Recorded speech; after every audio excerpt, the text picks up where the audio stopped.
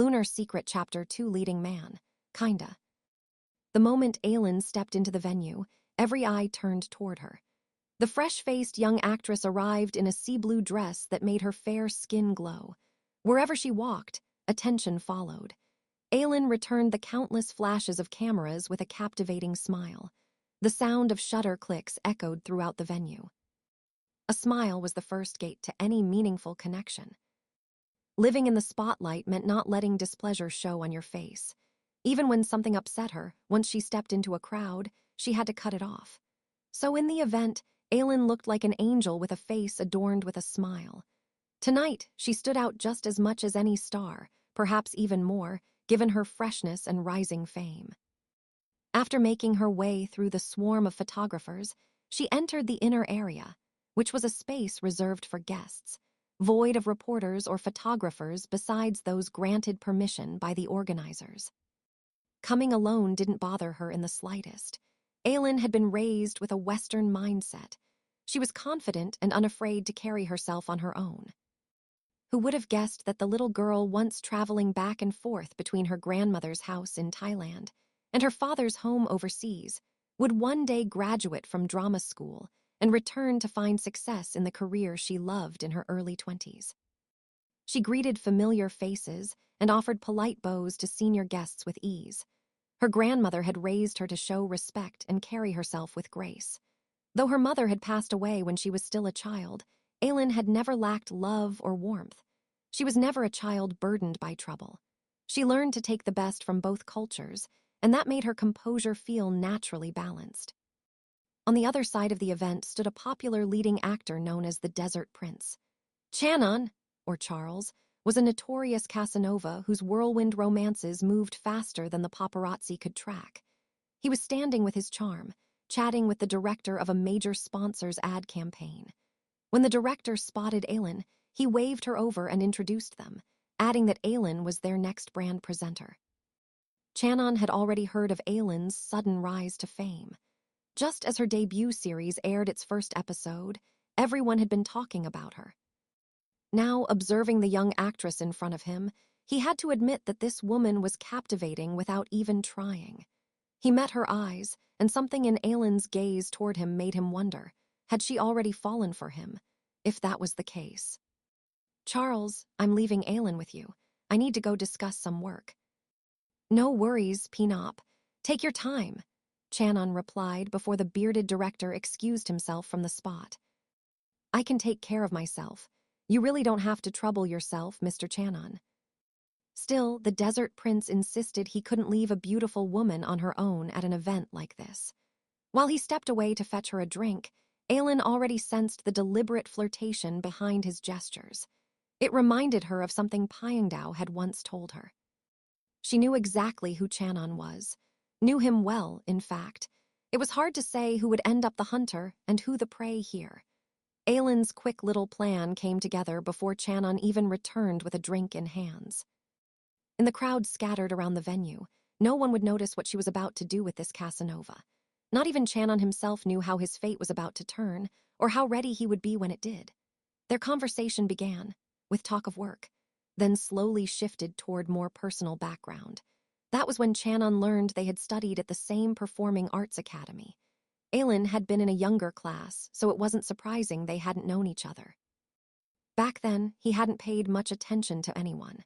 He had kept mostly to himself and had not even realized there was another Thai student at the school. "It's really nice to have a senior like you. I hope you'll look after me from now on."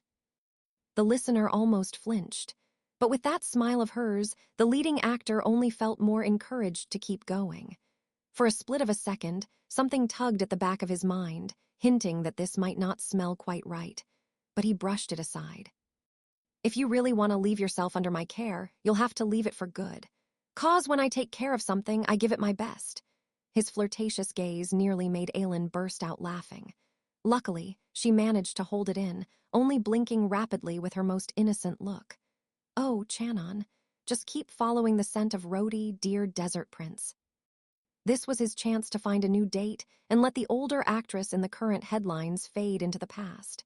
They fit perfectly, a famous male lead and the hottest actress of the moment. Channon smirked to himself. None of his relationships had lasted more than a year, usually just a few months. As for this one, he'd have to see how long it would go. One thing was clear, though. Alin was definitely flirting back. "Are you sure?" "There's only one way to find out. Or are you afraid, miss?" Confident women like her loved a challenge. He'd seen it before. Nothing too difficult. He could play with someone as fresh-faced as Alin for a while.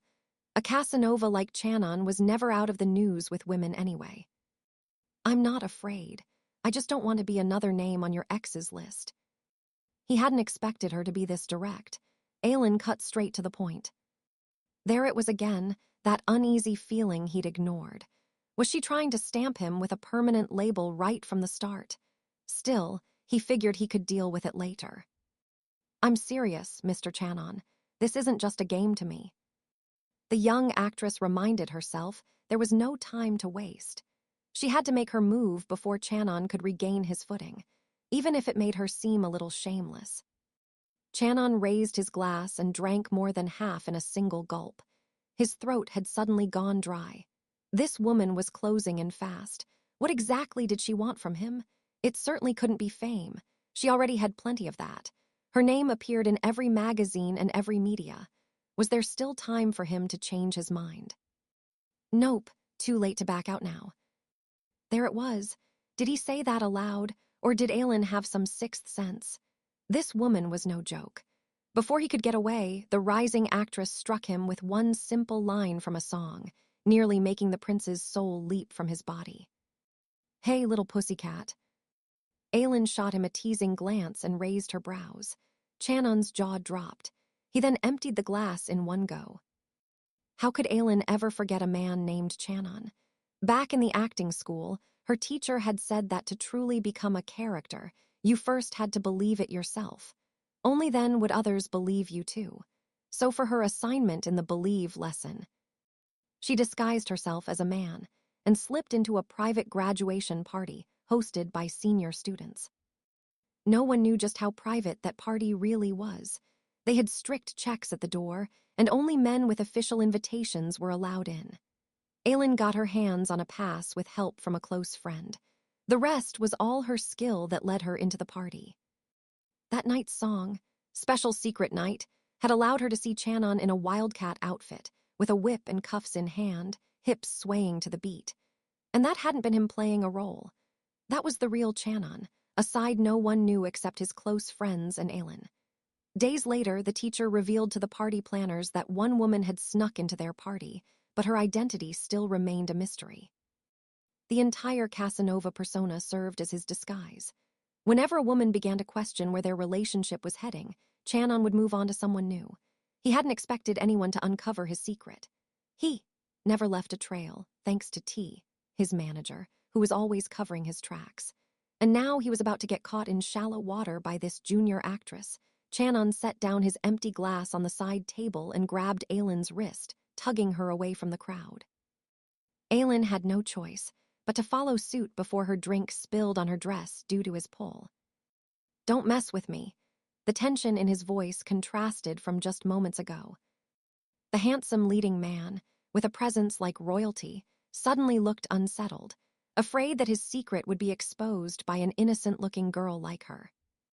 "Or should I dance like you did that night?" If she was going to go for it, she might as well go all the way. "What do you really want from me, Alin?" He finally ran out of patience, though he still didn't let his mask slip. "A real relationship. Visible, public, everything that makes it clear we're a couple." "For what?" "For our survival. We both gain something from this. No one wins or loses more than the other." Her reasoning wasn't entirely unreasonable, but Channon still didn't understand why it had to be him, so he asked. "You know what I'm like, and—" He didn't even get to finish before the girl cut him off with a verbal uppercut. "Exactly. That's why I know I'll be safe with you, and you'll get to keep hiding who you really are. But if you say no, then this secret won't be a secret anymore." Right now, Alin had the upper hand in every way. She wiggled her finger, starting a countdown, warning him not to take too long. Channon had no choice but to accept her terms. His sulky expression pleased Alin, so much she slipped out something that nearly made the prince fall on his back in the middle of the party. Well, it takes one to know one. Don't tell me. Tell you what. That you're a tranny. Channon's pronouns suddenly shifted as he pointed dramatically at Alin. Completely real, just slightly wired the wrong way. What? I can't make sense of any of this. His brain had officially switched off. He felt he'd been clubbed over the head by a cave girl and dragged into her den. So when do we start? Now. Alin gestured with her gaze, nodding toward the exit, where an army of reporters was waiting. Come on. You scratch my back, I'll scratch yours. I won't embarrass you, Nani. The young actress used an accent to call out the old nickname from Channon's girly days, and it made him want to scream. Girl, don't call me that in public. He shot her a glare, no longer bothering to act cool in front of her. But the moment someone came over to say hi, he shifted right back into his leading actor persona. Maybe this wasn't so bad.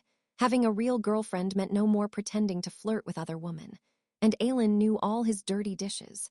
Better to keep her close than risk her blowing his career up. No wonder his right eye had been twitching.